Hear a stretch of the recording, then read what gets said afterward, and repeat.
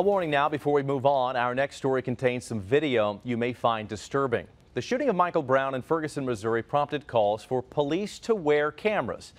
Our story involves a fatal shooting caught on camera, but questions still remain. Fox 32's Larry Yellen has the exclusive details.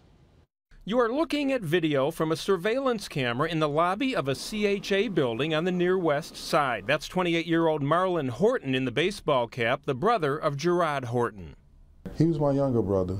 You know, he was a good guy like any younger brother. Horton was here to pick up his girlfriend, but his cell phone had died. Security guards would not let him upstairs. One of those guards was an off-duty Chicago police officer.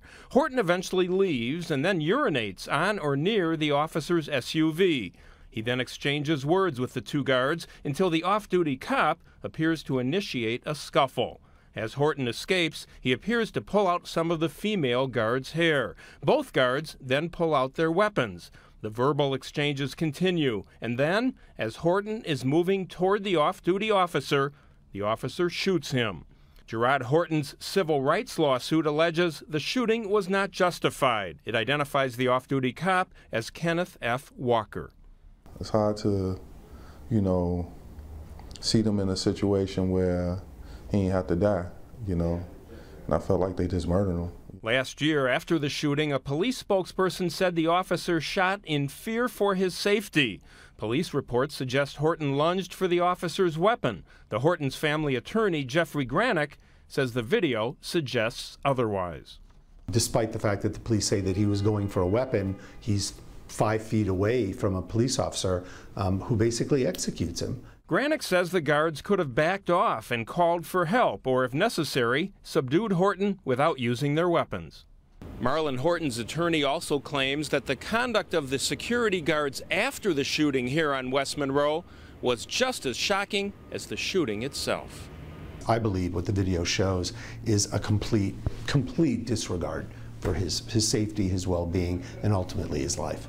After Horton is shot, the video shows Officer Walker walking back into the building. Police reports say both guards called 911. Horton is still moving, but neither guard appears to offer any assistance.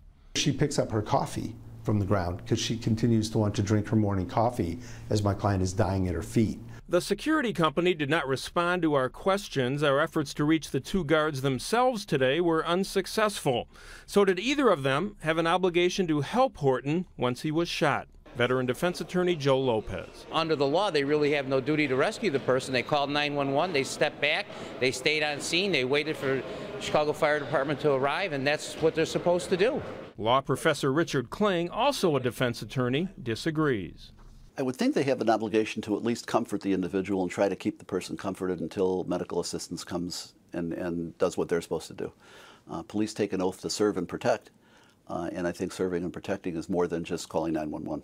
In 2 weeks, it'll be 1 year since Marlon Horton was killed. His family is planning a vigil on September 6th. The Independent Police Review Authority's investigation of the shooting is not yet complete. A CHA spokesperson would not comment on the shooting, and a Chicago police spokesman told us the department takes the issue of officer-involved shootings seriously, but cannot comment due to the ongoing IPRA investigation. Jeff? Larry, it's been almost a year. Why did the family decide to release it now?